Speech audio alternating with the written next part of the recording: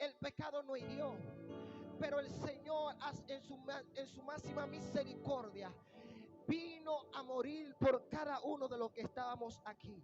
Según la ley judía, todo aquel que era clavado en un madero, que era maldito.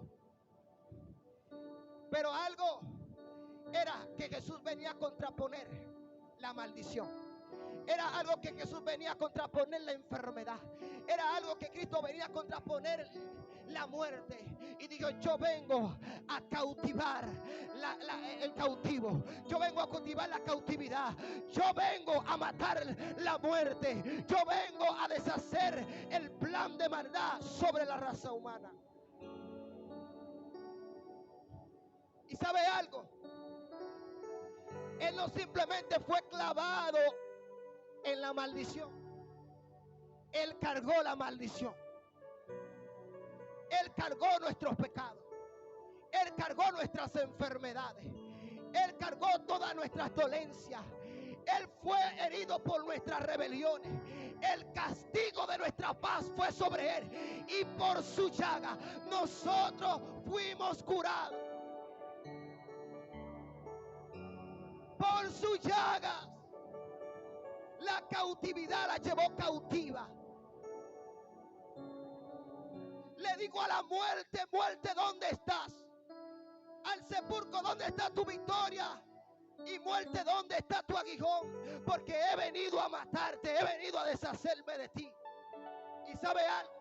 Que Jesús no vino como Dios. Jesús vino como hombre para enseñarle al reino de la tiniebla que como hombre se puede tener victoria. Que si por un hombre entró el pecado, por uno puede entrar la vida. Que si por un Adán entró la perdición, por el segundo Adán entró la vida eterna.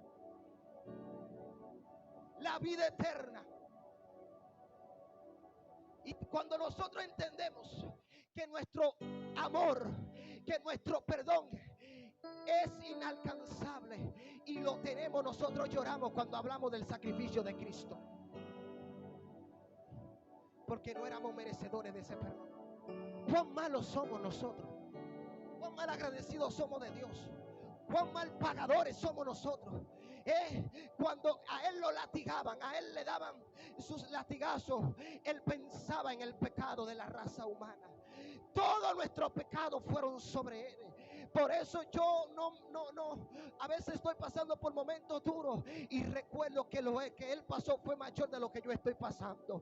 Que si Él pasó por mí todo eso, yo tengo que aguantar un procesito que no da ni por los tobillos. Que si lo que Él pasó por mí, yo tengo que ser agradecido con el Padre. Cuando nosotros somos agradecidos de Dios, en el momento más difícil nosotros no pensamos en tirar la toalla, porque entendemos que el sacrificio de Jesucristo no fue en balde. Lo que se derramó allí no fue cualquier sangre. Lo que fue allí hecho no fue un acto cualquiera, sino fue el acto más reverente, fue el acto mayor de los cielos y de la tierra de todos los tiempos. Por lo tanto, la iglesia tiene que aprender a valorar el sacrificio de Cristo. La iglesia tiene que aprender a valorar lo que hizo por nosotros en la cruz y no quedarnos con simplemente ese regalo, sino impartírselo a aquellos que están perdidos. Disculpe. Den un aplauso a Dios.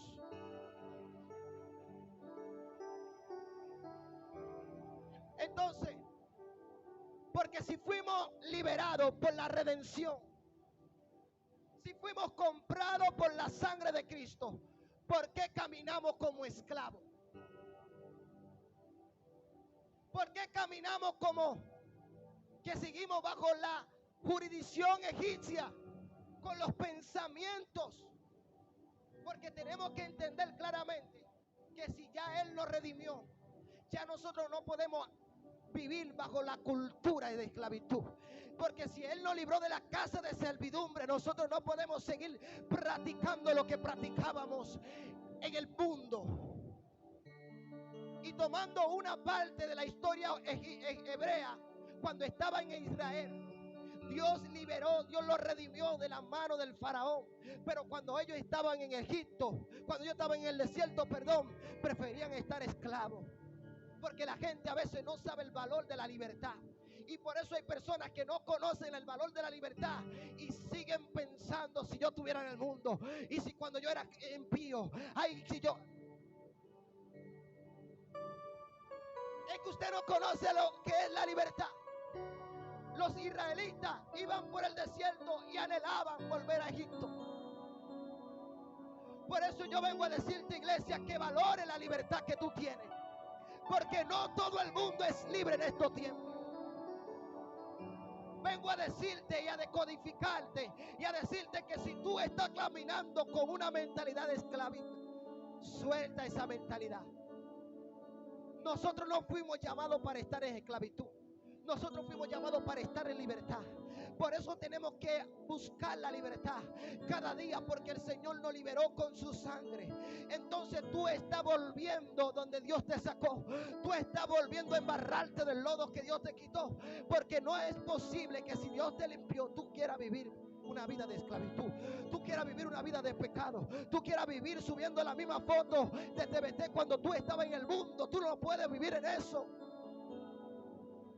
Cuando tenías 5 libras menos, no puedes volver a ese estado. No puedes volver a sacar el viejo hombre que tú tenías viejo atrás, que tú lo tienes ahí. No, mátalo.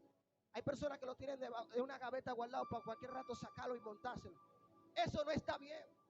Tenemos que morir a cualquier cosa que nos quieran volver a llevar atrás. Tenemos que soltar cualquier cosa que se parezca a la esclavitud. Todo lo que tiene apariencia de pecado es pecado. Todo lo que se asemeja al pecado tiene residencia en el pecado. Por eso, iglesia, no te contamines. Mantente en libertad. ¿Sabe lo que es la liberación? Pues valórala. Valórala. Porque ya tú no estás configurado con los ADNs humanos. Tú estás configurado con el ADN de Cristo. Por eso que cuando Cristo estaba en la tierra, Cristo actuaba diferente en la tierra. Por eso que cuando Jesucristo caminaba como quien tenía autoridad. Por eso Cristo hablaba como quien tenía autoridad. Hablaba con conocimiento y hablaba un lenguaje que ponía a los fariseos, a los seduceos, todas las religiones que se movían en aquel tiempo, porque él manifestaba la libertad y ellos manifestaban la esclavitud. Y ellos se preguntaban: pero ¿cómo este hombre me está hablando de una libertad si nosotros nunca hemos sido esclavos? ¿Cómo este hombre me está hablando de una libertad si verdaderamente nuestro padre es Abraham y nunca hemos sido esclavos? Y Jesús le dijo en pocas palabras: yo no le estoy hablando de una esclavitud humana. Yo no le estoy hablando de una esclavitud de atadura. Yo le estoy hablando de una esclavitud espiritual. Porque si ustedes practican el pecado, verdaderamente ustedes son esclavos del pecado. Y esto no se va a denominar simplemente a una nación. Esto simplemente se le va a atribuir a un pueblo. Esto es para todo aquel que practique el pecado, sea judío, sea gentil, sea lo que sea. Si practican el pecado, ustedes son pecadores. Y ellos decían: pero este hombre está loco. ¿Qué nueva doctrina es esta? ¿Cómo es posible que tú le estás hablando a alguien que está caminando por la calle y decirle: Dios te quiere liberar? Él te va a preguntar: pero ¿de qué me va a liberar Dios si yo estoy libre de mano y pie? Dios te va a liberar de tu alma, porque la atadura se revela en el alma. Hay personas que caminan en tu diario vivir, tú lo ves bien, pero son esclavos de los vicios, son esclavos de pensamiento, son esclavos de maldad, son esclavos de demonio y de espíritu. Pero aquel que sabe cómo se maneja eso, dice: parece que tú eres libre, pero no es así. Porque la libertad no se manifiesta físicamente.